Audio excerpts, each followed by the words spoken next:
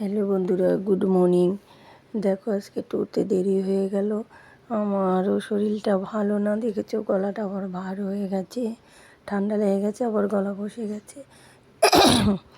সকাল সকাল আমি একটু গাছের কাছে আসলাম, দেখলাম গোলাপ গাছটা, আর এদিকে একটু গোলাপ গাছের, জানো তো গোলাপ গাছটা অনেক বড় বড় গোলাপ ফুল ফোটে, কিন্তু পোকায় খেয়ে নিয়েছে, তাই ছোট ছোট ফুল ফুটেছে। আর ওদিকে কুমড়ো গাছ লাগিয়েছি। আর হলো এদিকে দেখো কি বলে, পুদিনা গাছটা ভালোই ছড়িয়েছে, একটু বৃষ্টির জল পেয়েছিল। আর এদিকে বিলাতি ধনের পাতাগুলো লাগিয়েছি। এই যে দেখছো গোলাপ গাছটা বেশ ছোট ছোট ফুল, আরও বড় আর বড় বড় অনেক বড় ফুল ফুটতো, কিন্তু ওই যে বললাম পোকায় খেয়ে নিয়েছে। আর আজকে জামাই ষষ্ঠীর দিন, দেখো আজকে আমাদের কি খাওয়া হবে, সেটা হলো খুদের চাল নিলাম, এটাই রান্না হবে এবং এটাই দুপুরের খাওয়া। আর এদিকে মাছ ভেজেছি, মশলা মাছ, এটা তোমাদের দেখাতে পারিনি, পরে আরেকদিন দেখিয়ে দেবো কীভাবে মশলা মাছ করেছি।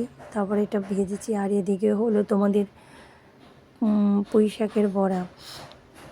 খুব কষ্ট হচ্ছে, কথা বলতে পারছি না, গলাটা অনেক ভার হয়ে গেছে, অনেকটাই বসে গেছে গলাটা। আর এদিকে কারখানায় দিদি ডেকেছিল আমাকে, দিদির ফোনে একটা মেসেজ এসছে, দিদি বলতে পারছেন না মেসেজটা কী, দিদি পড়ালেখা জানে না তো, তাই আমি বললাম যে এটা হলো তোমার কোম্পানির মেসেজ। তারপরে দিদি বলল যে ঠিক আছে। আমি বলছি এটা নিয়ে চিন্তা করার কিছু নেই। দিদি বলল যে আমাকে একটু মালগুলো করা হয়ে গেছে, তুমি আমাকে একটু প্লাস্টিক দেবে, এইগুলো আমি একটু তুলব। তা আমি ওনাকে একটু প্লাস্টিক দিলাম, মালের যে কালার করেছে সেগুলো তুলবে।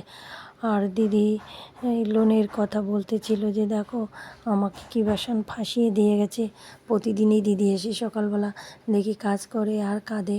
আমি বলছি কান্না করো না, কান্না করে কী হবে, বলে আমি গরিব মানুষ, আমি কি করে এত টাকা দেবো বলো, আমাকে পুরো ফাঁসিয়ে দিয়ে গেছে লোনে, আমি যে কী করব, আমি মরে যাব, আমার ভাগ্যে এই ছিল, এরকম করছে আর কান্না করছে।